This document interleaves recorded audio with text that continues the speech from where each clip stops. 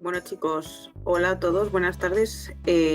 Soy Marina, soy letrada de la Administración de Justicia y soy la encargada de daros la clase de hoy, que va a ser la clase de Derecho Constitucional, que es el tema 12 de vuestro temario, ¿vale?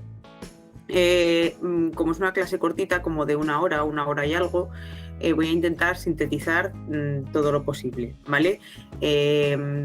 Todo lo que voy a dar está en la ley. Lo que pasa que yo principalmente os voy a dar una serie de explicaciones para que sepáis más dónde buscar que en sí enseñaros la propia ley, ¿vale? Vamos a ver, os voy a compartir, ¿vale?, el temario que hemos hecho. En este temario, en este tema, entra por un lado la estructura y las características de la Constitución española, ¿vale? Por otro lado, entra el poder legislativo, que son las Cortes Generales, el poder ejecutivo, que es el gobierno, ¿vale? Y también entra la corona. Entonces, os voy a ir poniendo en la presentación que tengo preparada cada uno de estos elementos correspondientes a un epígrafe de este tema 12 de vuestro temario. Sabéis que si miráis abajo a la derecha en esta página veréis un simbolito que tiene un cuadrado, un rectángulo, un triángulo, un cuadrado y un círculo, ¿vale? Si le dais ahí podéis acceder a preguntas y respuestas, entonces podéis hacerme por ahí las preguntas que queráis, ¿vale? Lo que necesitéis, pues me vais diciendo, ¿vale? Entonces, bueno, como ya son las 5 en punto, vamos a ir empezando, ¿vale? Vamos a ver. Que sepáis que lo que os voy a dar tiene, en la presentación que tengo, tiene una serie de cosas que no os entran en vuestro temario, ¿vale? Que lo tenía preparado de otro temario, pero bueno, no lo he quitado porque creo que puede ser interesante, ¿vale?, que vosotros lo tengáis. Así que eso simplemente es un complemento. Podéis ver que en la página primera, ¿vale?, hay una introducción al sistema jurídico español y nos dice pues un poco qué es el derecho, ¿vale? Y bueno, más a título de curiosidad. Lo que sí que es muy importante es la siguiente página de la presentación, ¿vale?, que nos va a hablar de los poderes del Estado. El derecho constitucional es una asignatura, una parte del derecho que, si bien es cierto que sí que requiere de una parte de estudio y de memorización, también tiene una parte muy importante de lógica. Entonces yo quiero que el día que os pongáis a estudiar Derecho Constitucional apliquéis la lógica, ¿vale?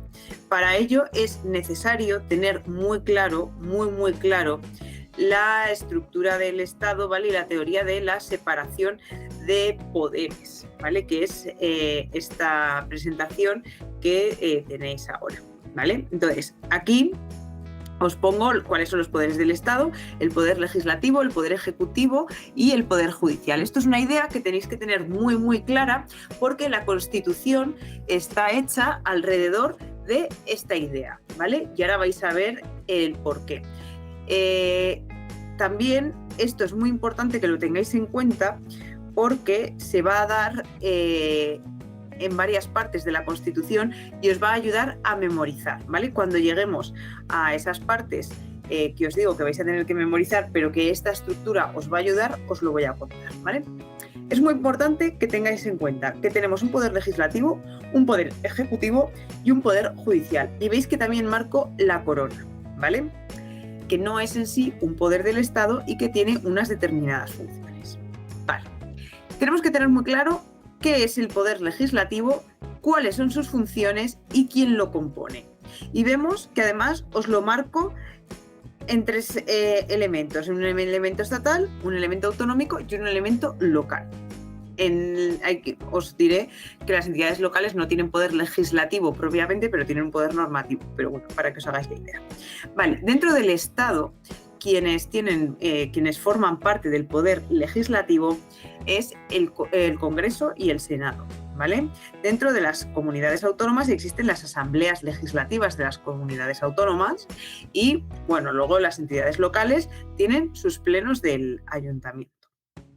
Vale, las principales funciones que se ejercen en cada uno de estos poderes del Estado, pues por un lado, el Estado, ¿qué es lo que hace? Pues por un lado representa al pueblo español, ¿vale? Por otro lado tiene facultad legislativa, ¿vale? Son quienes hacen las leyes.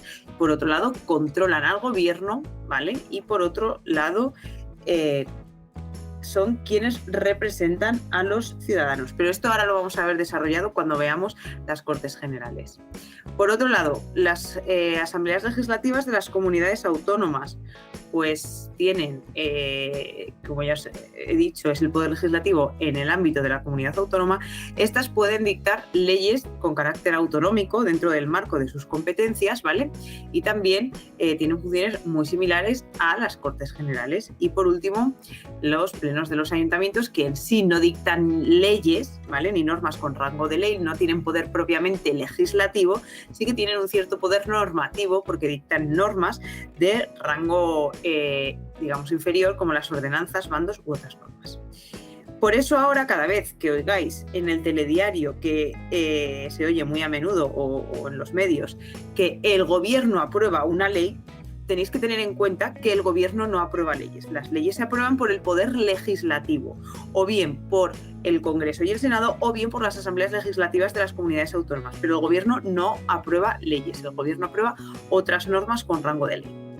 Vamos al poder ejecutivo, ¿vale? Que como esto se estaba hablando ahora del gobierno, ¿vale? El poder ejecutivo también nos lo encontramos a nivel estatal, a nivel autonómico y a nivel local. A nivel Estado, el poder ejecutivo, ¿vale? Está compuesto por el gobierno y por la administración. ¿Y quién compone el gobierno? Pues el presidente del gobierno y los ministros. También dice la Constitución que en su caso pueden existir vicepresidentes. Ojo, porque esto es una pregunta de test muy típica. No es obligatorio que existan vicepresidentes, ¿de acuerdo? Pero bueno, ahora lo veremos desarrollado. ¿Qué hace el gobierno? Bueno, pues el gobierno tiene poder político y ejerce una actividad de dirección política, ¿vale? ¿Puede dictar normas el gobierno? Sí. El Poder Ejecutivo puede dictar normas con rango de ley, que son los decretos, leyes y decretos legislativos, ¿vale? Pero tampoco raíz mucho con el tema, pero tampoco entra demasiado aquí.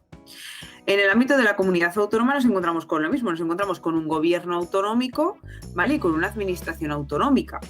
Y los gobiernos autonómicos están compuestos por presidentes y consejeros, ¿vale? Los consejeros vendrían a ser el equivalente a los ministros en el ámbito estatal y también pueden dictar decretos, leyes y decretos legislativos en el ámbito autonómico dentro del ámbito de sus competencias. Y en las entidades locales también nos encontramos, por un lado, con administración provincial y por un lado con la administración local, ¿vale? Que son el poder ejecutivo, forman parte de la administración provincial y, o sea, del ejecutivo provincial, pues las diputaciones provinciales y dentro del ejecutivo local los ayuntamientos. Por último, vamos a hablar del poder judicial, que está integrado por los jueces y magistrados que han accedido pues, por medio de oposición o por el medio que sea, ¿vale? Y su función es juzgar y hacer ejecutar lo juzgado, ¿vale? Entonces tenemos tres poderes principales. El legislativo, compuesto por Congreso y Senado y cuya principales funciones son de representar al pueblo y de dictar leyes. Por otro lado, tenemos el poder ejecutivo, que está compuesto por gobierno y administración, y el gobierno tiene un presidente y, en su caso, vicepresidentes y unos ministros que tienen como objeto tomar decisiones de ámbito político, ¿vale? Y por otro lado, tenemos un poder judicial compuesto de jueces y magistrados que son quienes van a juzgar y hacer ejecutar lo juzgado. Nos encontramos, por otro lado, con la corona.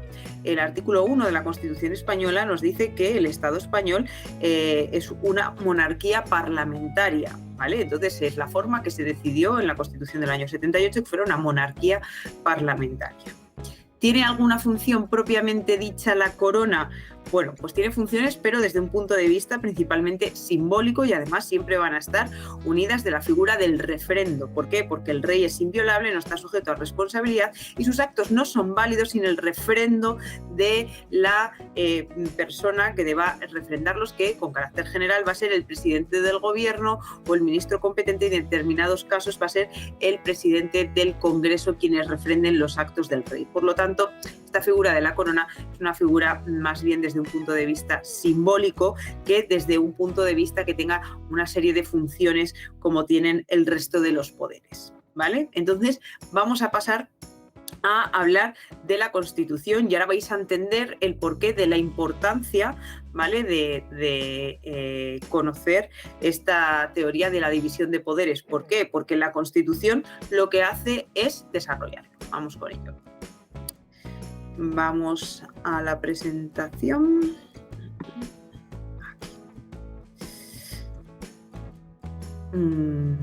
A ver si tengo por aquí. Bueno, vamos a ver hacia atrás. Bueno, como veis, ¿vale?, lo que os he estado contando, el poder legislativo, su función básica es representar al pueblo, legisla, controla al gobierno y elabora presupuestos generales del Estado.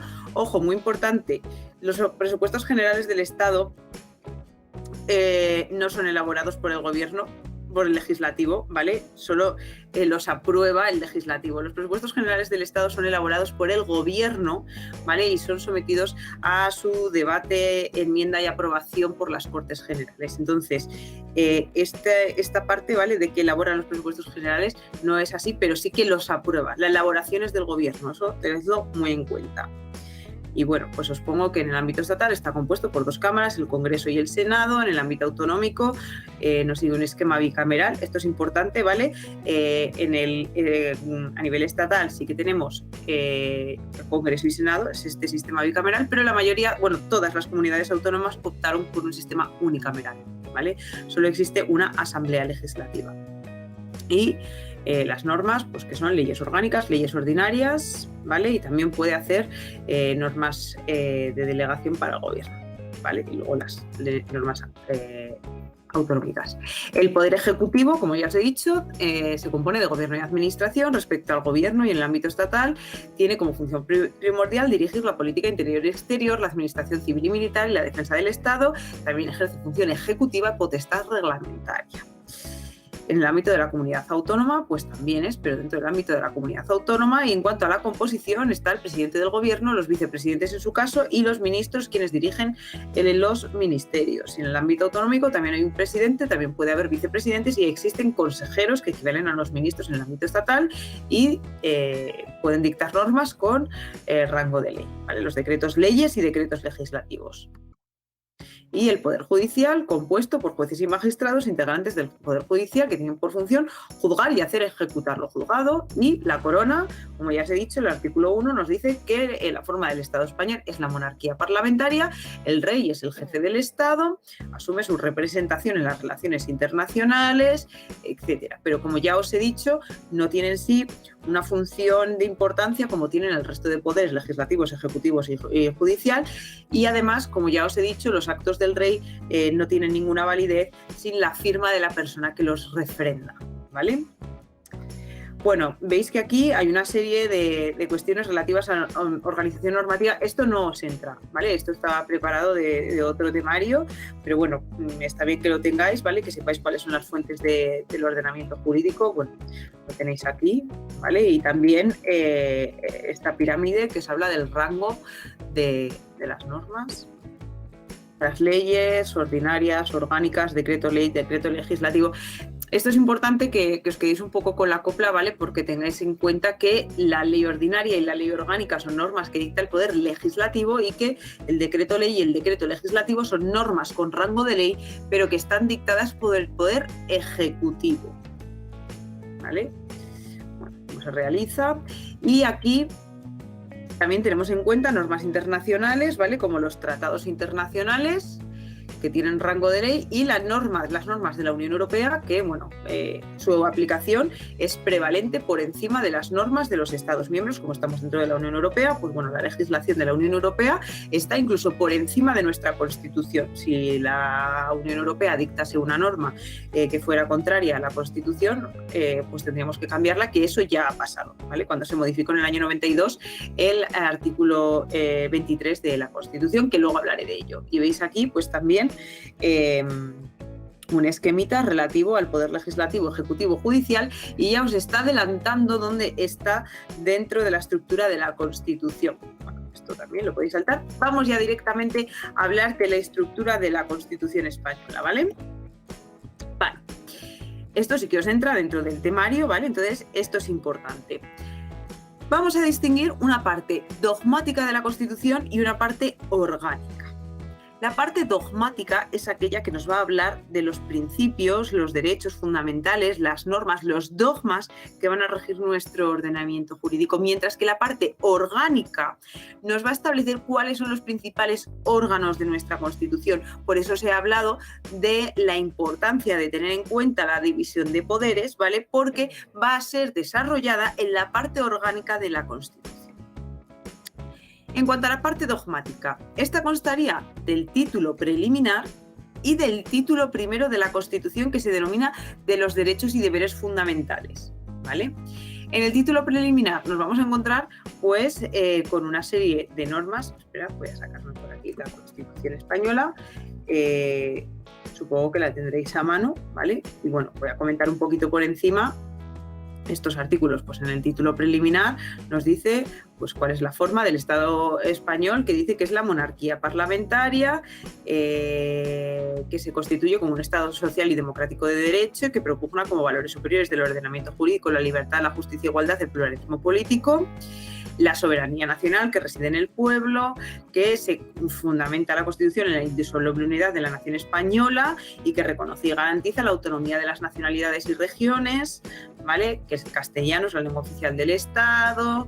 ¿Cuál es la bandera de España? Artículo 5, la capital del Estado, la Villa de Madrid, que son los partidos políticos, los sindicatos de trabajadores, las Fuerzas Armadas. El artículo 9, muy importante porque nos habla de que los ciudadanos y los poderes políticos están sujetos a la Constitución y al ordenamiento jurídico. Corresponde a los poderes públicos promover las condiciones para la libertad y la igualdad del individuo. Y muy importante el apartado tercero del artículo 9 de la Constitución, que nos habla de los principios constitucionales como legalidad, jerarquía normativa, publicidad y retroactividad, etc.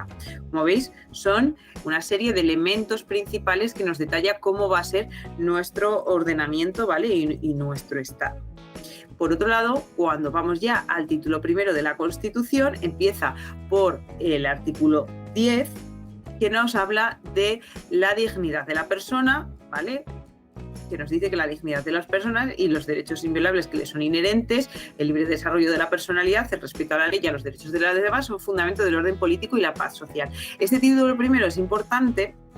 No se mete mucho vuestro temario en él, ¿vale? Pero que sepáis que está dividido en 5 capítulos, ¿vale? Que el primero es de los españoles y extranjeros, el segundo es de los derechos y libertades, y aquí muy importante porque hay 2 secciones, ¿vale? Una sección primera que habla de los derechos fundamentales y libertades públicas y todos los derechos que se hallan dentro de esta sección primera del capítulo segundo del título primero son los derechos más protegidos por nuestro ordenamiento jurídico, van a ser desarrollados en todo caso por ley orgánica, ¿vale? Y son derechos fundamentales, pues como el artículo 15, el artículo 14 que está fuera de esta sección, que es el derecho de igualdad, ¿vale? Y luego ya dentro de la sección primera nos habla pues de derechos como el derecho a la vida, el derecho a la libertad ideológica, religiosa y de culto, el derecho a la libertad y a la seguridad, el derecho al honor, a la intimidad personal y familiar y a la propia imagen, el derecho a elegir el lugar de residencia y a circular por territorio español,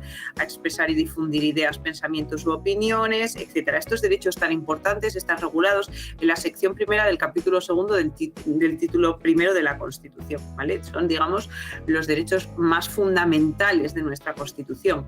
En la sección segunda nos encontramos con una serie de derechos y deberes de los ciudadanos, también están bastante protegidos por nuestro ordenamiento jurídico porque solo se pueden desarrollar por medio de ley, ¿vale? Pero no es necesario un desarrollo por medio de ley orgánica, Pero bueno, aquí está el derecho y el deber de defender a España, también todos que tienen el deber de sostener el gasto público, el derecho a contraer matrimonio con plena igualdad jurídica, el derecho a la propiedad privada y a la herencia, el derecho de fundación, etcétera.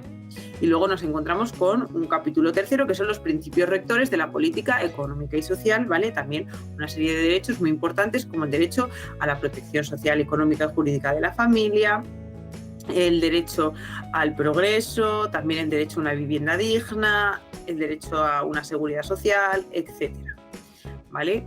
En el capítulo quinto nos encontramos con cuáles son las garantías de estas libertades y derechos fundamentales, porque ya os he dicho que estos derechos son muy importantes y por lo tanto la propia Constitución española establece un capítulo dedicado a las garantías de estos derechos, que por un lado nos dice que solo pueden ser desarrollados por ley, también nos habla de los derechos principalmente regulados en la sección primera del capítulo segundo del título primero y el artículo 14, que nos habla de un procedimiento especial para alegarlo y también que son susceptibles de recurso de amparo, que es muy importante, ¿vale? Y bueno, que lo establecido en el capítulo tercero informa la legislación positiva, la práctica judicial y la actuación de los poderes públicos. También nos habla de la figura del defensor del pueblo y en el capítulo quinto la suspensión de los derechos y libertades cuando existen estados de alarma, excepción y sitio, pues que determinados derechos pueden verse suspendidos, ¿vale? Entonces, un poco a grandes rasgos, pues tenéis que tener en cuenta que tanto este título preliminar como este título primero de la Constitución española establece las bases más importantes por las cuales se va a regir nuestro ordenamiento y nuestro Estado y, por otro lado, también cuáles son los derechos más importantes que existen dentro de nuestro Estado y cuáles son las formas que prevé la Constitución para defenderlos, ¿de acuerdo? Y para protegerlos. Bien, ya hemos visto la parte dogmática de la Constitución, pero os he dicho que también hay una parte orgánica que es muy importante, ¿vale? Que va a desarrollar todos los órganos de nuestra Constitución española. Entonces nos encontramos, por un lado, con el título segundo de la Constitución española, la corona, ¿vale? Ya hemos dicho que España es un Estado cuya forma es la monarquía parlamentaria, por lo tanto en el título segundo nos habla de la corona. En el título tercero, de las Cortes Generales. Os he dicho que los poderes del Estado son poder legislativo, ejecutivo y judicial. Por lo tanto, ya en el título tercero nos habla de las Cortes Generales, del poder legislativo. Título cuarto, del Gobierno y la Administración, que son precisamente quienes componen el poder ejecutivo. Hay un título quinto que nos habla de las relaciones entre el Gobierno y las Cortes Generales, relaciones entre el poder ejecutivo y legislativo. Muy importante, porque una de las funciones del poder legislativo es la del control del Gobierno, ¿vale? Son poderes diferentes, pero que a la vez tienen puntos de conexión. Por lo tanto, hay un título quinto que se va a dedicar a hablarnos de las relaciones entre el poder legislativo y el poder ejecutivo. Principalmente, ¿qué regula este título quinto? Bueno, pues las formas de control que tiene el poder legislativo sobre el poder ejecutivo, ¿vale? Nos encontramos con formas de control, pues como la petición de información, la presencia de miembros del Congreso en las cámaras y principalmente una serie de sistemas como son la moción de censura o una cuestión de confianza, ¿vale? Eso es lo que nos va a regular este título quinto. Título sexto, el Poder Judicial, ¿vale? El último de los poderes que nos faltaba, de los que ya habíamos hablado. Vamos a hablar ahora del título séptimo, ¿vale? De Economía y Hacienda. No forma parte en sí de los poderes que os he estado contando, pero lógicamente nuestra Constitución tiene que regular la economía y hacienda de nuestro Estado, ¿vale?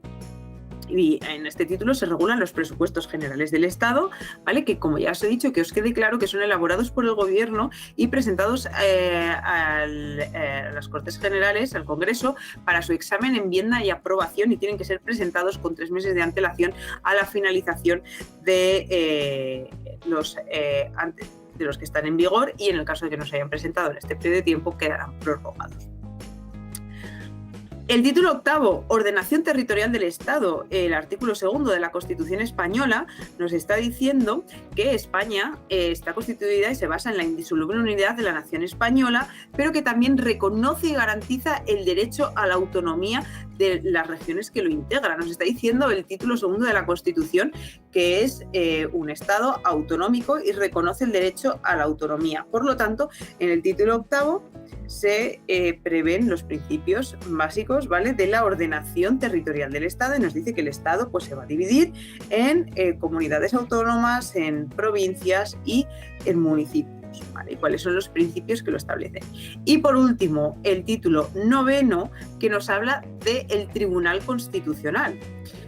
Lógicamente, la Constitución, que es nuestra norma esencial dentro de nuestro ordenamiento jurídico, no me he parado de explicarlo, pero si veis en los apuntes, ¿vale?, cuando os hablo de la jerarquía normativa, la norma principal dentro de nuestro sistema jurídico es la Constitución. Bueno, pues esta norma principal requiere de un tribunal que conozca de aquellos asuntos que tengan relevancia constitucional. Por ejemplo, el Tribunal Constitucional va a conocer de los recursos de inconstitucionalidad, cuestiones de inconstitucionalidad, los recursos de amparo, etcétera. ¿Vale? Falta un título porque la Constitución tiene 10 títulos. Entonces, el último de los títulos, y que esto también os entra y ahora vamos a desarrollar, es la reforma constitucional. ¿Vale? Entonces, que os quede claro, estructura de la Constitución, título preliminar y otros 10 títulos. Son 169 artículos, ¿vale? No es una norma complicada. La Constitución, que os quede claro, es la norma fundamental de nuestro ordenamiento jurídico y se halla en la cúspide, ¿vale?, de nuestras normas.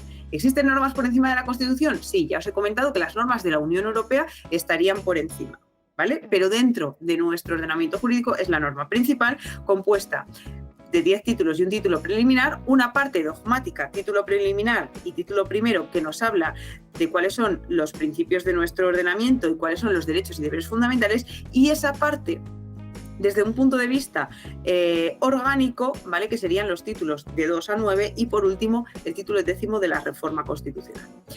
Como truco a la hora de aprenderos esta estructura de la Constitución, pensad siempre en la división de poderes, ¿vale?, y en el esquemita que me he parado a explicaros al principio de la clase, ¿vale? Corona y luego Cortes Generales, Legislativo, Gobierno y Administración, Ejecutivo, relaciones entre el Gobierno y entre el Gobierno y Cortes Generales como relaciones entre el Legislativo y el Ejecutivo, Poder Judicial, y hay que añadir la Economía y Hacienda, una parte fundamental de nuestro ordenamiento jurídico, también la ordenación territorial del Estado, fundamental, y este Tribunal Constitucional, ¿vale? Vamos a pasar ya a la siguiente parte. Si tenéis alguna duda, pues me la comentáis, ¿de acuerdo? A ver.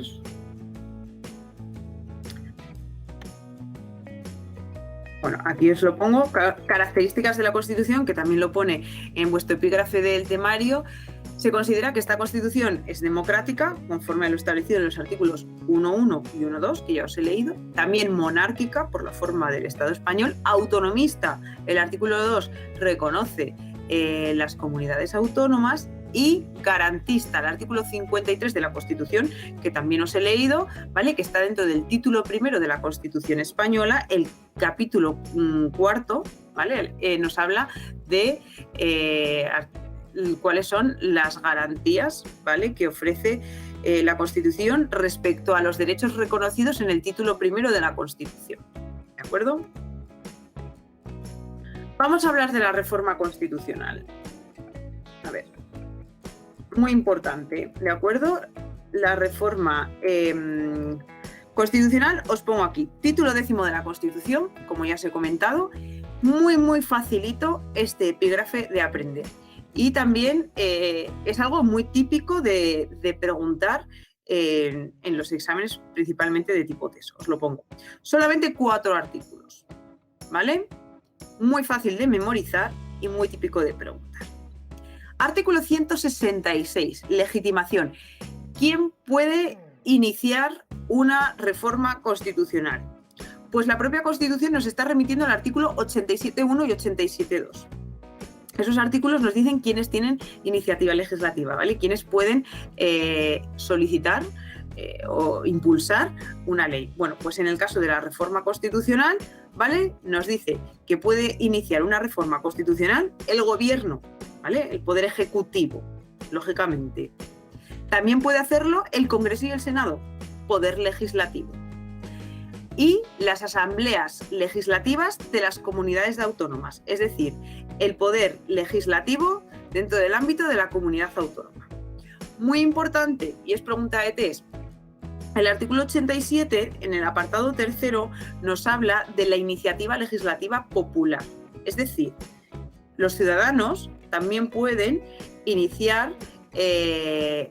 pueden tener iniciativa legislativa, ¿vale? Hay una ley orgánica que desarrolla esta iniciativa legislativa popular y requiere de al menos 500.000 firmas, ¿vale?, para poder solicitar la creación de una determinada ley. Vale, pues esta iniciativa legislativa popular, que sí que sirve para crear leyes, no sirve para la reforma constitucional. Y esto es una pregunta muy típica de test, ¿vale?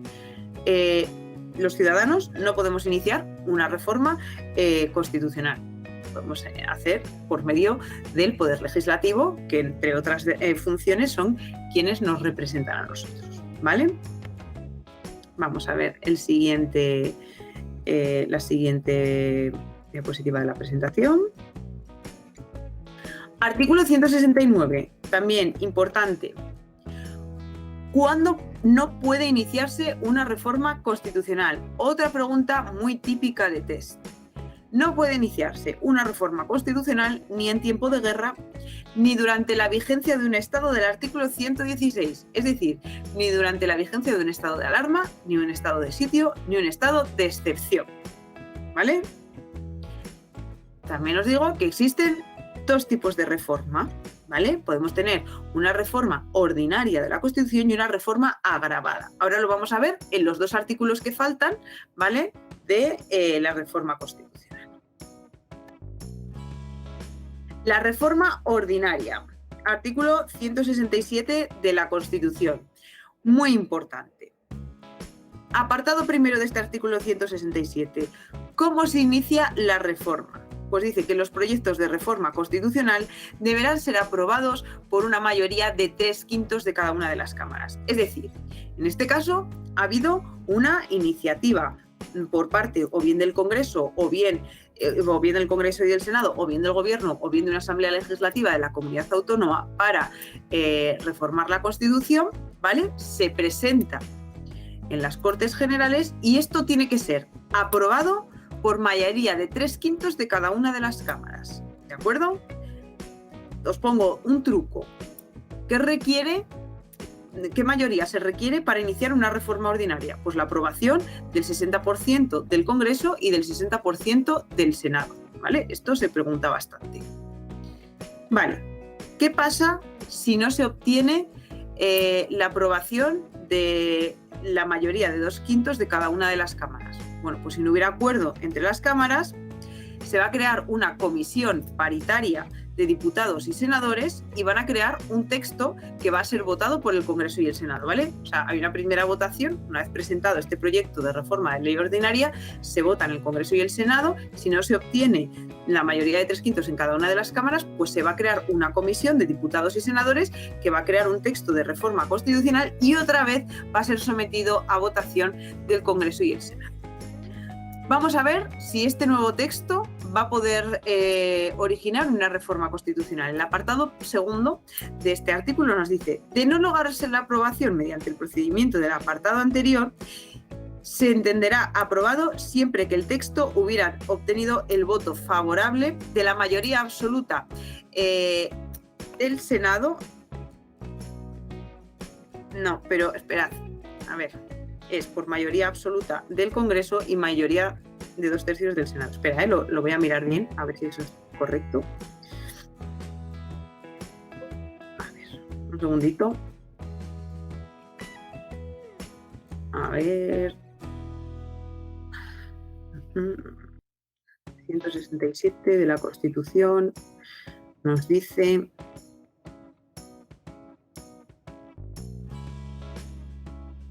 A ver, 167.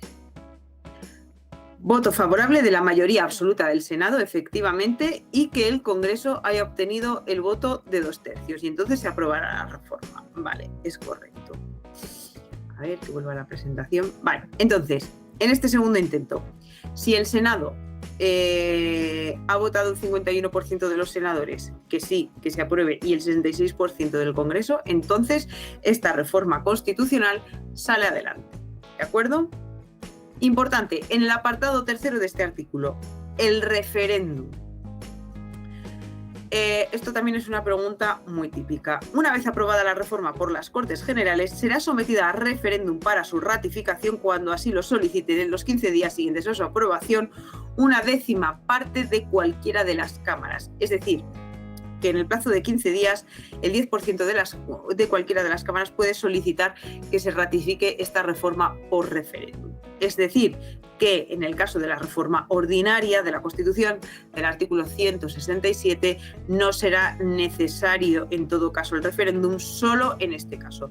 Aprendeos muy bien de este artículo las mayorías que exige en cada caso, es decir, en una primera votación cuál se exige, en una segunda votación cuál se exige y el tema del referéndum. Pero esto es muy fácil de aprender, ¿vale? Pero lo tenéis que tener muy claro porque es muy, muy típico de preguntar en derecho constitucional. Estamos viendo la reforma ordinaria, pero también os he dicho que existe una reforma agravada, ¿vale? Está establecido en el artículo 168 de la Constitución española. Vale. ¿En qué se diferencia la reforma ordinaria de la reforma agravada? La reforma agravada va a ser en el caso de que se quiera reformar completamente la Constitución o en el caso de que exista una reforma que afecte al título preliminar o a la sección primera del capítulo segundo del título primero de la Constitución, que son los derechos fundamentales que os he hablado antes de ellos, que son susceptibles de desarrollo por medio de ley orgánica y que establecen el derecho a la vida, el derecho a la libertad religiosa, el derecho al honor, etcétera, ¿vale? Y cuando se pretenda regular el título segundo, pone sección segunda, no, eso es error. Cuando se pretenda regular el título segundo de la Constitución, la corona, ¿vale? Es decir, artículo 168, reforma agravada. ¿Cuándo existe esta reforma agravada? Cuando se quiere hacer una reforma total de la Constitución o una reforma parcial, que afecte o al título preliminar o a la sección primera del capítulo segundo del título primero de la Constitución o al título segundo de la corona, ¿vale? El resto de supuestos de reforma constitucional se llevará a cabo por el modo de reforma ordinaria, es decir, la del artículo 167 y la del artículo 168, siempre que afecte a estas partes que os acabo de mencionar. Vale. ¿Y cómo se lleva a cabo esta reforma? Vale. Apartado primero del artículo 168. Se procederá a la aprobación por mayoría de 2/3 de cada cámara y a la disolución inmediata de las Cortes, ¿vale? Es decir, aquí ya no nos está pidiendo el 60% de cada una de las cámaras, como nos lo pide en la reforma ordinaria. Aquí ya nos pide una mayoría de 2/3, es decir, del 66% de cada una de las cámaras. Y una cosa que es súper importante, requiere además la disolución de las Cortes Generales, ¿vale? Imaginaros que quisiéramos ahora mismo cargarnos a la corona y suprimir el título segundo de la Constitución española. ¿Cómo lo tendríamos que hacer? Reforma agravada, ¿vale? Es decir, que o bien el Gobierno, o bien el Congreso o el Senado, o bien una Asamblea Legislativa de la Comunidad Autónoma presente un proyecto de reforma de la Constitución, ¿vale? En las Cortes Generales y conforme al artículo 168, esto tendría que ser aprobado por la mayoría de 2/3 de cada una de las cámaras y se disolverían las cámaras, ¿vale? Volveríamos a tener elecciones otra vez. Vale, se disuelven las cámaras, vuelve a haber elecciones, apartado siguiente. Las cámaras elegidas deberán ratificar la decisión y proceder al estudio del nuevo texto constitucional que deberá ser aprobado por mayoría de 2/3 de las cámaras. Es decir, otra vez tienen que debatir las nuevas Cortes electas, ¿vale?, sobre esta reforma constitucional y además obtener la mayoría de 2/3 de cada una de las cámaras. Y además nos lo ponen más difícil todavía, apartado tercero. En este caso será necesario siempre, sí o sí, el referéndum para la ratificación de esta modificación, ¿vale? Como veis, la reforma agravada es bastante más complicada que la ordinaria porque requiere pues fijaos, no solo mayores mayorías, sino además una disolución de las Cortes, que haya elecciones, que las nuevas Cortes electas vuelvan a debatir sobre esta reforma, que se vuelvan a obtener las mismas mayorías y además un referéndum. Entonces, ahora os pregunto, ¿sería fácil introducir modificaciones en la corona o, por ejemplo, suprimir la corona en nuestro ordenamiento jurídico? A mí me parece muy complicado, principalmente por el desafío político que supone, ¿vale? Porque tendríamos que disolver las Cortes y no creo que estén dispuestos en el Poder Ejecutivo a realizar semejante jaleo, ¿vale? Vale, voy a continuar.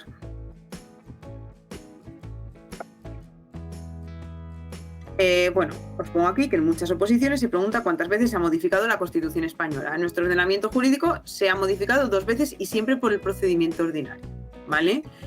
En el año 1992 se modificó el artículo 23 en relación al derecho de sufragio pasivo para que los extranjeros puedan votar en las elecciones locales en España, ¿vale? Esto vino introducido por el Tratado de Maastricht, como ya os he dicho, como las normas de la Unión Europea están por encima incluso de nuestra Constitución, con el Tratado de Maastricht tuvimos que modificar el artículo 23 de la Constitución española, ¿vale? Y por otro lado, se modificó en el año 2011, ¿vale? Se introdujo, bueno, se cambió el artículo 135 dentro del título séptimo de Economía y Hacienda, ¿vale? Esto vino impulsado por el tema de la crisis. Vamos a hablar ahora de las Cortes Generales, ¿vale? Porque también os entra dentro de vuestro temario. Esperad un segundo que voy a ver una cosita.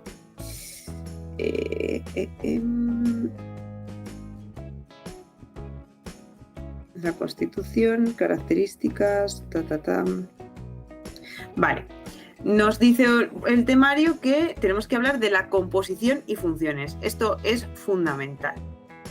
Tenemos que tener en cuenta quién compone las Cortes Generales, que es el poder legislativo, y cuáles son sus principales funciones.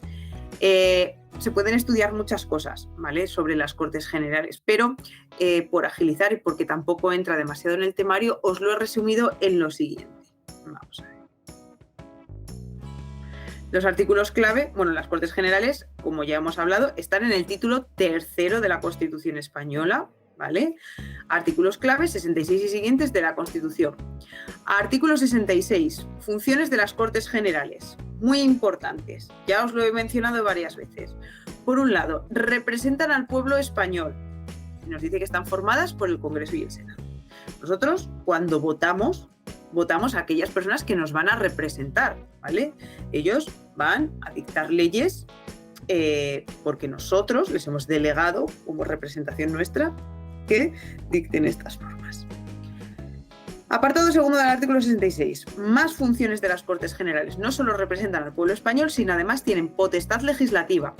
Son quienes dictan las leyes ordinarias y leyes orgánicas. Por favor, fijaros ahora cada vez que veáis la tele o entréis en redes sociales, que muchas veces, y a mí me sangran los oídos cada vez que digo que el gobierno aprueba leyes, ¿vale?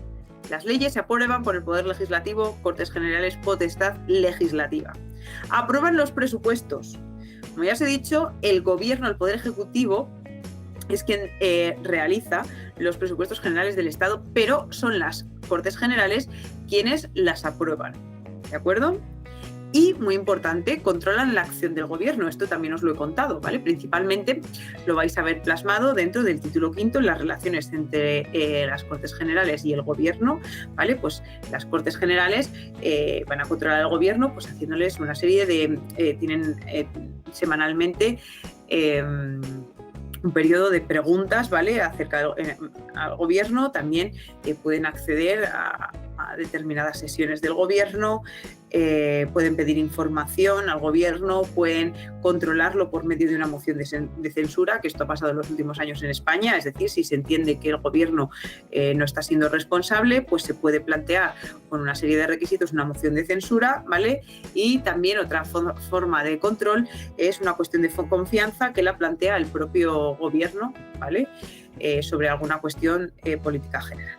¿vale? También tienen las demás competencias que les atribuye la Constitución. Por ejemplo, las Cortes Generales, bueno, pues tienen funciones como nombrar, por ejemplo, al defensor del pueblo, ¿vale?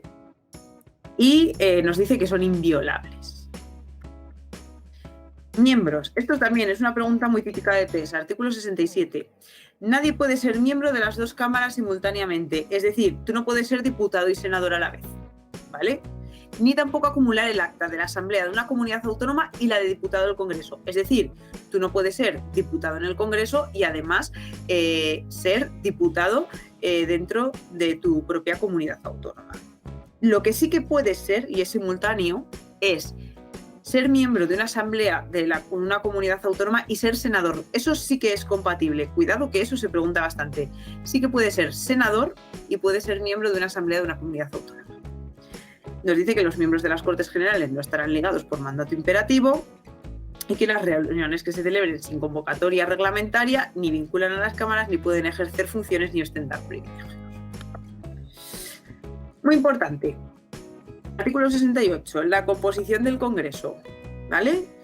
El Congreso se compone de un mínimo de 300 y un máximo de 400 diputados.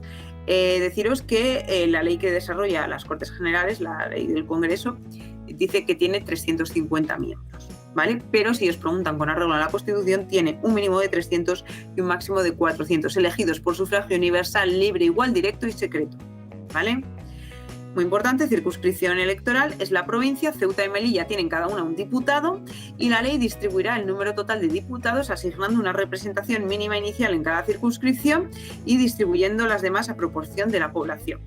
Que sepáis que en la práctica todas las provincias tienen, excepto Ceuta y Melilla, que tienen un diputado, las demás tienen un mínimo de 2 diputados y luego se añaden diputados a proporción de la población. Como curiosidad, la provincia que menos diputados tiene es Soria, que yo os estoy dando la clase desde ahí, que solo tiene 2 diputados, ¿vale? Que es la representación mínima inicial y por población no puede tener más. La siguiente es, por ejemplo, Teruel, que Teruel sí que llega a tener 3 porque tiene más población. La elección se verificará en cada circunscripción atendiendo a criterios de representación proporcional. Como os digo, tendrás más diputados en función del número de población que reside en cada provincia. El Congreso es elegido cada 4 años, es decir, cada 4 años hay elecciones, normalmente. El mandato de los diputados termina 4 años después de su elección o el día de la disolución de las cámaras. No es necesario que sea siempre cada 4 años, ya hemos visto que en los últimos años pues, ha habido determinadas situaciones por las cuales no se han adelantado estas elecciones, ¿vale? Bueno, son electores y elegibles todos los españoles que estén en pleno uso de sus derechos políticos. La ley reconocerá y facilitará el derecho de sufragio pasivo a los españoles que se encuentren fuera del territorio español. Y además nos dice, y esto es importante y os lo tenéis que memorizar, que las elecciones tienen lugar entre los 30 y 60 días desde la terminación del mandato y que el Congreso debe ser convocado en los 25 días siguientes a la celebración de elecciones. Un artículo muy fácil de estudiar, ¿vale? Por lógica y por la experiencia que tenemos todos, ¿vale? Desde que podemos votar. Y bueno, que memoricéis el apartado 6º, ¿vale? Y el apartado 1º principalmente. Pero bueno, es un artículo bastante facilito de aprender. Vamos a ver ahora quién compone el Senado, ¿de acuerdo? El Senado es la Cámara de Representación Territorial. En cada provincia se eligen 4 senadores por sufragio universal, libre, igual, directo y secreto, ¿vale? En las provincias insulares, cada isla o agrupación de ellas con cabildo o consejo insular constituirá una circunscripción a efectos de elección de senadores, correspondiendo 3 a cada una de las islas mayores, es decir, Gran Canaria, Mallorca y Tenerife. Estas tienen 3 senadores. Y luego tienen las siguientes agrupaciones. Ibiza y Formentera tienen un senador, Menorca otro, Fuerteventura otro, La Gomera otro, El Hierro otro, Lanzarote otro y La Palma otro, ¿vale? Es decir, pensad siempre en las islas grandes, ¿vale? En Baleares, Mallorca y en Canarias, Gran Canaria y Tenerife, que estas tienen 3, ¿vale? Y luego, bueno, que Ibiza Formentera es la agrupación que tiene 1 y las demás islas menores tienen 1 cada una. Ceuta y Melilla tienen cada una 2 senadores. ¿vale? Además, hay senadores por comunidades autónomas y nos lo dice el apartado 5 del artículo 69, las comunidades autónomas designarán un senador y otro por cada millón de habitantes de su respectivo territorio. La designación corresponde o a la Asamblea Legislativa o al órgano colegiado superior de la comunidad autónoma de acuerdo con sus estatutos de autonomía, ¿vale? Y nos dice también que el Senado es elegido cada 4 años. El mandato de senadores termina 4 años después de su elección, es decir, cuando hay elecciones a las Cortes Generales, pues elegimos tanto a los diputados como a los senadores, ¿vale? Vamos a continuar.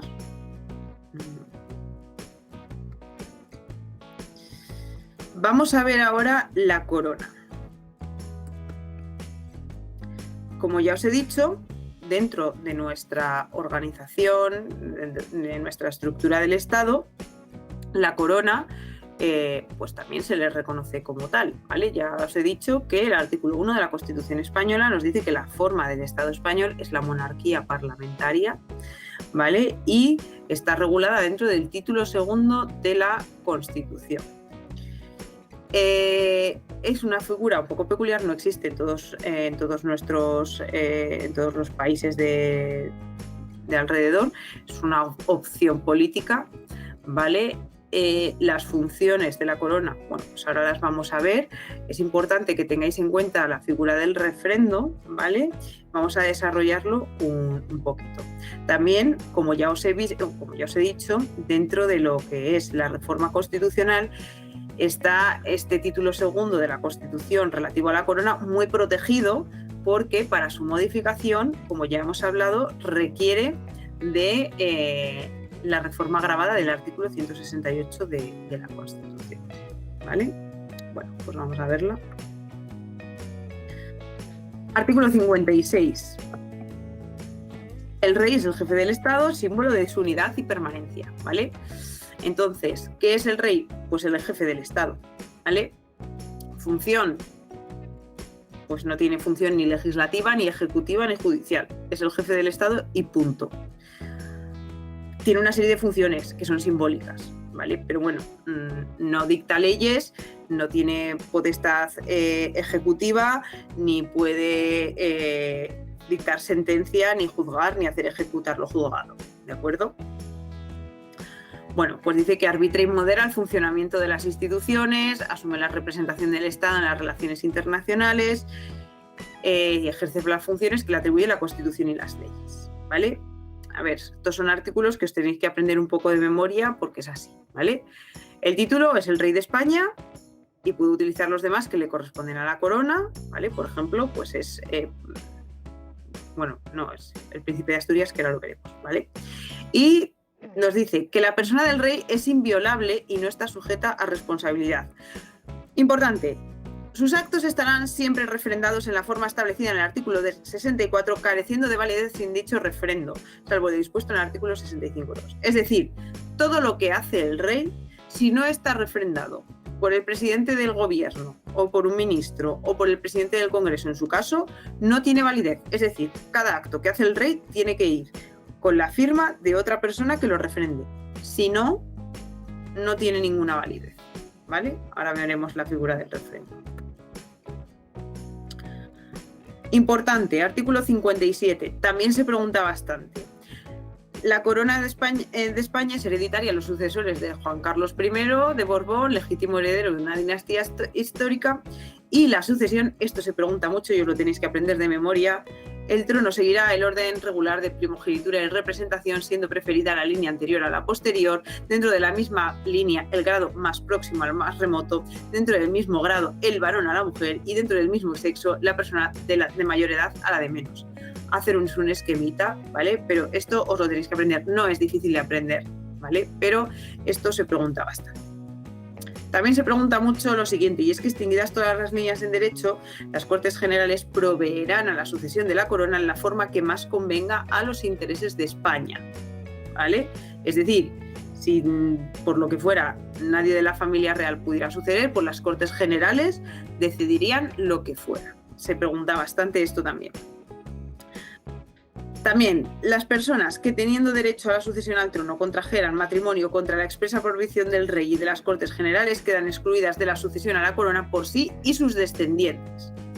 ¿Vale? Y por último, las abdicaciones y renuncias y cualquier duda de hecho o de derecho que ocurra en orden a la sucesión se resolverán por ley orgánica. ¿Vale? En los últimos años hemos tenido una abdicación. Bueno, pues esa abdicación se resolvió por medio de ley orgánica. ¿Vale? El reina consorte o el consorte de la reina no pueden asumir más funciones constitucionales más que la regencia. ¿Vale? Vamos a ver ahora la regencia y el tutor del rey. Esto también es importante, se pregunta bastante, ¿vale? Y no queda más que aprenderlo de memoria y memorizarlo, ¿vale? Cuando el rey fuera menor de edad, pues la madre o el padre del rey o el pariente mayor de edad más próximo a suceder entrará a ejercer la regencia. Y la regencia durará durante el tiempo de la minoría de edad. La regencia, bueno, pues es una figura, ¿vale? Para cuando el rey fuera menor de edad, pues habrá una persona que ejerza, pues digamos, de rey, ¿vale? Creo que en España una de las regencias, creo que fue la regencia de María Cristina, ¿vale? Una de las más famosas, pues porque ella accedería a la corona siendo todavía menor de edad. También dice el apartado segundo que si al rey se le inhabilitara para el ejercicio de su autoridad y la imposibilidad fuera reconocida por las Cortes Generales, entrará a ejercer inmediatamente la regencia el príncipe heredero de la corona si fuera mayor de edad. Y si no lo fuera, se procederá en la forma prevista en el apartado anterior, ¿vale? Pues no solo cuando el rey sea menor de edad, sino también cuando el rey pues, fuera inhabilitado para el ejercicio de su autoridad por lo que fuera. Importante. Si no hubiera ninguna persona a quien le corresponde la regencia, esta va a ser nombrada por las Cortes Generales y se va a componer de 1, 3 o 5 personas. Esto también se suele preguntar bastante, ¿vale? Y por último, para ejercer la regencia es necesario ser español y mayor de edad. Por ejemplo, si ahora falleciese el rey actual, como sus hijas, la hija mayor es a la que le corresponde ser reina, bueno, pues en el caso de que falleciese el rey o se le inhabilitase, su hija sería reina, pero como es menor de edad, pues tendría que tener un regente, que en este caso sería la reina Leticia. Vale. A ver, es importante que a la hora de estudiar esta serie de cosas penséis en los ejemplos prácticos de la realidad. O sea, como ya os he dicho, estudiar Derecho Constitucional implica mucha memorización, pero también implica bastante lógica, ¿vale?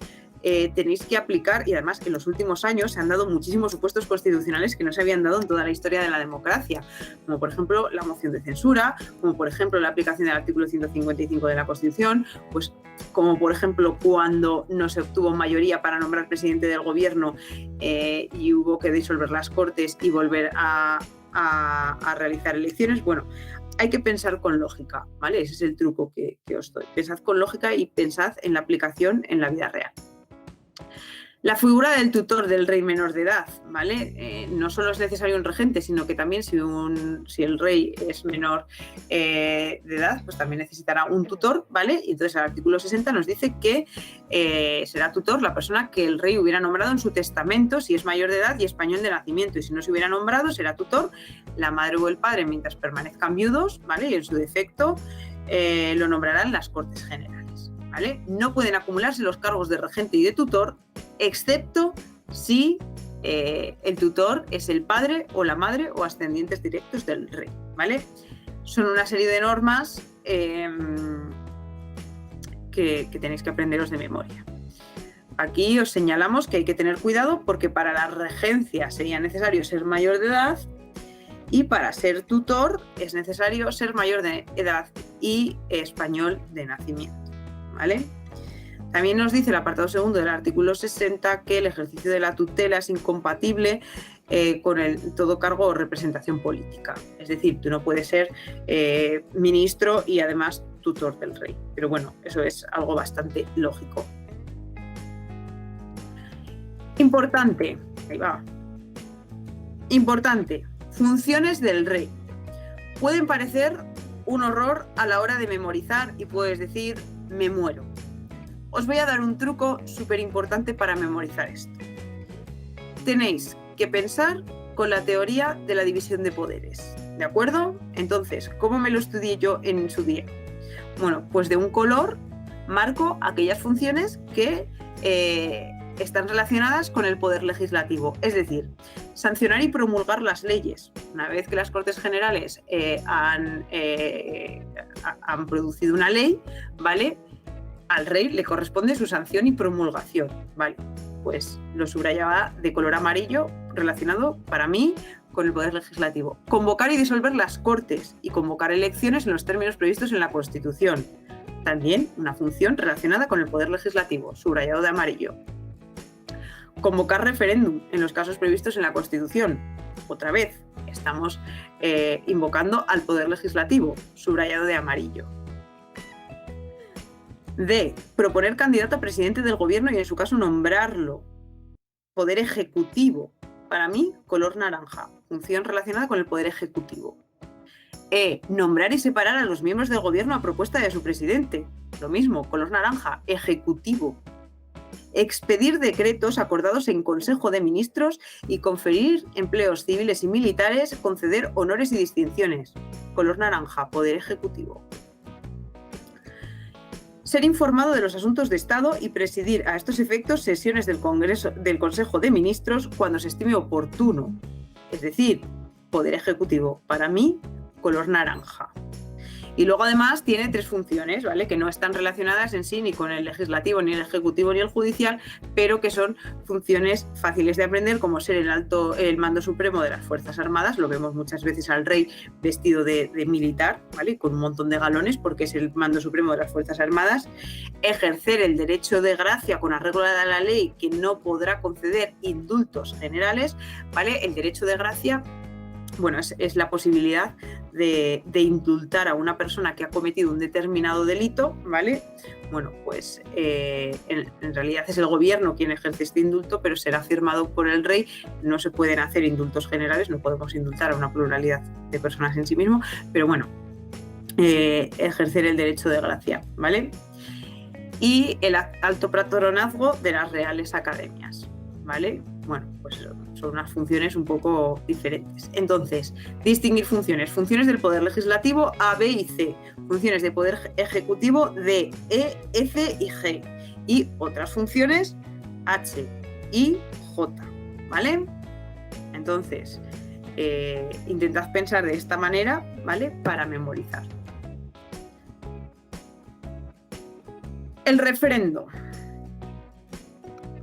Ya os he hablado de esto antes, ¿vale? Porque nos dice el artículo 54, me parece que es, que la persona del rey es inviolable y no está sujeto a responsabilidad, y de los actos del rey serán responsables las personas que lo refrenden. Como ya os he dicho, los actos del rey no tienen validez si no están acompañados de la firma de otra persona, que puede ser o el presidente del gobierno, o un ministro, o en determinados supuestos el presidente del Congreso. Y así nos lo dice el artículo 64. Los actos del rey serán refrendados por el presidente del gobierno y en su caso por los ministros competentes. La norma general es que los actos del rey tienen que ser firmados o refrendados por el presidente del gobierno o por un ministro. Una excepción: la propuesta y el nombramiento de presidente del gobierno y la disolución del artículo 99 serán refrendados por el presidente del Congreso. Lógicamente, si el rey tiene que nombrar al presidente del gobierno, no va a ser este presidente del gobierno quien está nombrando quien refrende su propio acto. Por lo tanto, esta facultad se le confiere al presidente del Congreso, ¿vale? En este caso es el presidente del Congreso quien refrenda el nombramiento del presidente del gobierno. Esto es lógica, ¿vale? Si os lo preguntaran, es por lógica. Y otro caso en el que refrenda al presidente del Congreso es el artículo 99, que es en el caso de las mociones de censura, ¿vale? Como la moción de censura tiene que incluir un candidato a presidente del gobierno, ¿vale?, pues lógicamente,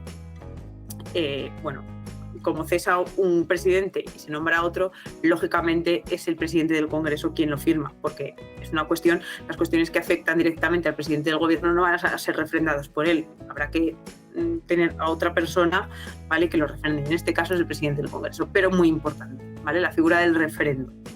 Y también muy importante, de los actos del rey serán responsables las personas que lo refrenden, ¿vale? Es decir, que el rey puede hacer lo que quiera, pero si hay otra persona que lo está refrendando, el que se va a cargar la responsabilidad es del presidente o del ministro que esté firmando ese refrendo. Por lo tanto, yo ahora os pregunto, ¿es necesario en sí la política, o sea, en nuestro estado la figura del rey? Bueno, pensad lo que queráis, pero reflexionad conforme a lo que yo os he contado, ¿vale? Nos dice el artículo 65 que el rey recibe de los presupuestos generales del Estado una cantidad global para el sostenimiento de su familia y casa y distribuye libremente la misma, ¿vale? Es decir, que dentro de la partida de presupuestos generales del Estado que elabora el gobierno, como ya os he dicho, ¿vale? Pues cuando la elabora tiene que dejar una partida, ¿vale? Que sea para el rey y para su familia y casa. Y el artículo 65.2 nos dice: el rey nombra y releva libremente a los miembros civiles y militares de su casa. ¿Tiene importancia esto? Sí. ¿Por qué? Porque esto es lo único que puede realizar el rey sin refrendo. No será necesario el refrendo en el caso del nombramiento y relevación de los miembros civiles y militares de la Casa Real, ¿vale? Y vamos a hablar ahora del gobierno. Hemos hablado del poder legislativo, hemos hablado también de la corona, vamos a hablar del poder ejecutivo. ¿Quién integra el poder ejecutivo? Bueno, pues hemos dicho que está integrado por gobierno y administración. ¿Dónde está regulado? Ya lo hemos visto antes en la estructura, en el título 4 de la Constitución española, ¿vale? También hemos hablado de que el título 6 nos va a hablar de las relaciones entre el legislativo y el ejecutivo, ¿vale? Pero la regulación en sí del gobierno está dentro del título 4. Funciones del gobierno. Pues ya os lo he explicado antes, ¿vale? Pero bueno, ahora os lo desarrollo. Dirige la política interior y exterior, la administración civil y militar y la defensa del Estado. Y además ejerce función ejecutiva y potestad reglamentaria de acuerdo con la Constitución y las leyes, ¿vale? Sí que puede dictar reglamentos, normas de rango reglamentario. Pero acordaos de que los gobiernos no dictan leyes, por favor. Composición del gobierno. Artículo 98. El gobierno se compone de presidente, vicepresidentes, en su caso, los ministros y los demás miembros que la ley reconozca. Es decir, no siempre va a existir la figura del vicepresidente del gobierno. Esto se pregunta también bastante, ¿vale? Así que, en todo caso, habrá, pues, presidente y ministros, ¿vale? Os lo pongo. Ojo importante, no piques. Los vicepresidentes no tienen por qué existir. Siempre presidente y ministros, ¿vale? El presidente dirige la acción del gobierno y coordina las funciones de los demás miembros del gobierno sin perjuicio de la competencia y responsabilidad directa de estos en su gestión. Como ya os he dicho, a la hora de estudiar pensad siempre en la realidad política, ¿no? Nuestra. Hay un presidente, bueno, es Pedro Sánchez, luego hay una serie de vicepresidentes que ahora ya no sé cuántos hay porque hay un montón y se han ido cambiando un montón, pero bueno, hay vicepresidentes, ¿vale?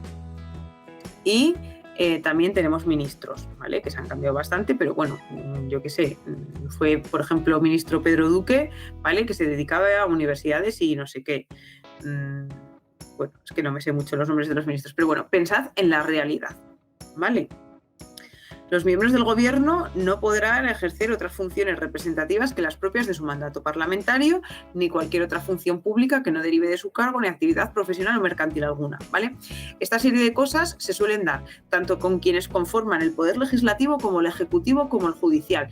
Normalmente nuestra Constitución les está pidiendo, digamos, entre comillas, exclusividad, ¿vale? No significa que no puedan realizar determinadas funciones. Por ejemplo, pues los jueces pueden dar docencia o pueden realizar actividades artísticas, pero tampoco pueden ejercer actividades mercantiles y demás, y los miembros del Poder Legislativo tampoco. Artículo 99. Importante. Después de cada renovación del Congreso de los Diputados y los demás supuestos constitucionales, el rey, previa consulta con los representantes designados por los partidos políticos con representación parlamentaria y a través del presidente del Congreso, propondrá un candidato a la presidencia del gobierno. A ver, esto es curioso. Conforme a la teoría y a la Constitución, es el rey quien propone al presidente del gobierno. pudiera parecer que lo propone el rey así como él quiere, ¿vale? Pero no, esto se pacta, ¿vale? Previamente, es decir, hay elecciones, ¿vale? Importante, tened en cuenta, mucha gente piensa que cuando hay elecciones estamos votando al presidente del gobierno, nada más lejos de la realidad. Estamos votando al poder legislativo, ¿vale? Una vez compuesto el poder legislativo, ¿vale? Los grupos políticos se van a reunir, ¿vale? Y se va a hacer una propuesta a presidente del gobierno, ¿vale? Pero esto es algo que pactan desde un punto político ellos, ¿vale? Y, bueno, pues se acuerda que el rey haga una propuesta, ¿vale? El candidato propuesto expondrá ante el Congreso de los Diputados el programa político del gobierno que pretenda formar y solicitará la confianza de la Cámara. ¿Vale? Pues muy bien, se propone, hace unos años ocurrió con Pedro Sánchez, se propuso a Pedro Sánchez, ¿vale? Muy bien, fue al Congreso de los Diputados y expuso cuál es su programa político. Y una vez expuesto su programa político les dice, ¿me dais la confianza para ser presidente del gobierno? Importante. Si el Congreso de los Diputados, por voto de la mayoría absoluta de sus miembros, otorgara la confianza a dicho candidato, el rey le nombrará presidente, ¿vale? Es decir, vale, este es mi programa, me dais la confianza, se vota mayoría absoluta, muy bien, eres presidente. Pero en aquel caso, ¿vale? No se obtuvo mayoría absoluta. Entonces, ¿qué ocurre si no se alcanza mayoría absoluta? Se somete la misma propuesta a una nueva votación 48 horas después que la anterior y la confianza se entiende otorgada por mayoría simple. Muy bien, no he obtenido en la primera votación mayoría absoluta en 48 horas. Vamos a volver a votar, que habremos reflexionado, a ver si como mínimo tengo una mayoría simple. Pues en aquel caso ni siquiera obtuvo una mayoría simple. ¿Y qué hacemos ahora? Pues si efectuadas las citadas votaciones nos otorgara la confianza para la investidura, se tramitarán sucesivas propuestas en la forma prevista en los apartados anteriores. Lo que podía haber pasado es que después de la propuesta de Pedro Sánchez hubiera habido otras propuestas. Yo qué sé, no sé. Creo recordar que entonces también estaba Pablo Iglesias por ahí, pues por ejemplo, no sé quién estaba, bueno, los otros líderes se podían haber propuesto. No se propuso nada más, ¿vale? En ese caso quedó la cosa como estaba. ¿Y qué ocurre? Pues que si transcurridos 2 meses desde la primera votación de investidura ningún candidato obtiene la confianza del Congreso, el rey disuelve las cámaras y convoca nuevas elecciones con el refrendo del presidente del Congreso, que esto os lo he mencionado antes, ¿vale? Es decir, transcurrieron 2 meses desde que Pedro Sánchez fue al Congreso de los Diputados a pedir la confianza de la Cámara, sin que se hubiera obtenido ni su confianza ni la de ningún otro candidato. Entonces tuvimos que volver a disolver las Cortes, ¿vale? Y que volver a convocar elecciones. Pensad en lo que hemos vivido recientemente, ¿vale? Porque esto ha ocurrido, no sé si fue en el año, creo que fue en el año 2016. Bien, los demás miembros del gobierno serán nombrados y separados por el rey a propuesta de su presidente. Una vez que tenemos un presidente del gobierno, este es el que se encarga ya de nombrar a sus vicepresidentes y a sus ministros, ¿vale? Y, bueno, los nombra el rey, pero a propuesta del presidente, ¿vale? El rey solo firma y tiene que firmar esto también el presidente del gobierno. El gobierno cesa tras la celebración de elecciones generales, en los casos de pérdida de confianza, que esto también lo hemos vivido, ¿vale? Porque creo que fue Mariano Rajoy al que se le sometió a una moción de censura, entonces, bueno, pues perdió la confianza de las Cortes y el gobierno pues tuvo que dimitir, que cesar, vaya. Por dimisión también, creo que fue Zapatero el que dimitió hace unos años, ¿vale? O por fallecimiento de su presidente. Esto hace muchos años que no ocurre. Pero bueno, id pensando en supuestos que han ocurrido en los años anteriores, ¿vale? Y el gobierno cesante tiene que continuar en funciones, ¿vale? Hasta la toma de posesión del nuevo gobierno. Responsabilidad criminal del presidente, esto también se pregunta mucho. El presidente del gobierno y los demás miembros, su responsabilidad se exige ante la Sala de lo Penal del Tribunal Supremo. También se exige ante la Sala Penal del Tribunal Supremo la responsabilidad penal de los diputados y senadores, ¿vale? Si la acusación fuera por traición o un delito contra la seguridad del Estado, solo puede ser planteada por iniciativa de una cuarta parte de los miembros del Congreso y aprobación de mayoría absoluta del mismo. Esto no ha ocurrido nunca, al menos en la historia reciente de España. Y la prerrogativa real de gracia no será aplicable a los supuestos del presente artículo. Es decir, que si alguien comete un delito en el ejercicio de sus funciones como miembro del gobierno, pues no puede pedir el indulto, ¿vale?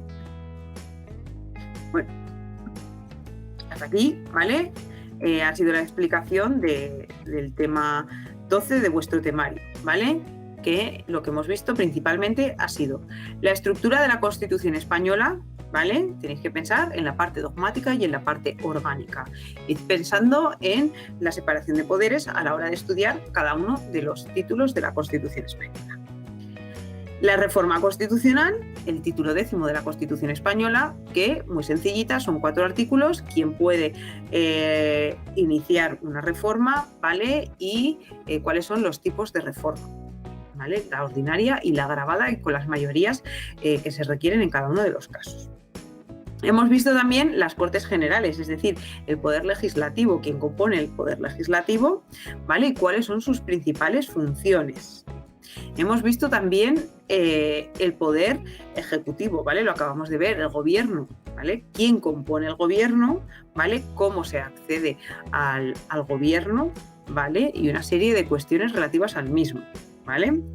Y también hemos visto la corona, ¿vale? Hemos visto quién es el rey, hemos visto cuáles son las funciones del rey, hemos visto, muy importante, la figura del refrendo, y hemos visto también cómo se elige al rey, ¿vale? Y también hemos visto el tema de la regencia y el tema del tutor del rey menor de edad. Bueno, si queréis hacerme alguna pregunta, podéis hacérmela, ¿vale? Tendréis este tema aquí colgado. No sé si alguien tiene alguna pregunta o no. Tenéis abajo, como ya os he dicho, una figurita que es un triángulo, un cuadrado y un círculo, ¿vale? Que podéis dar a preguntas y respuestas y yo os contestaré. Bueno, relativo al derecho constitucional existen otros 2 temas más, ¿vale? Que va desarrollando la Constitución. No es un temario complicado, como ya os he dicho, aplicad mucho la lógica y pensad mucho en la realidad. También implica cierto estudio y cierta memorización, pero bueno, yo os animo, ¿vale? Para que estudiéis estos temas. Y si nadie tiene ninguna pregunta, ¿vale? Pues daremos por terminada la clase, ¿de acuerdo? Bueno, nadie tiene ningún tipo de pregunta. Bueno, pues nada, chicos, muchas gracias a todos, ¿vale? Y bueno, espero que nos podamos ver en otra ocasión. Espero que hayáis aprendido un poquito de derecho constitucional. Venga, un saludo a todos.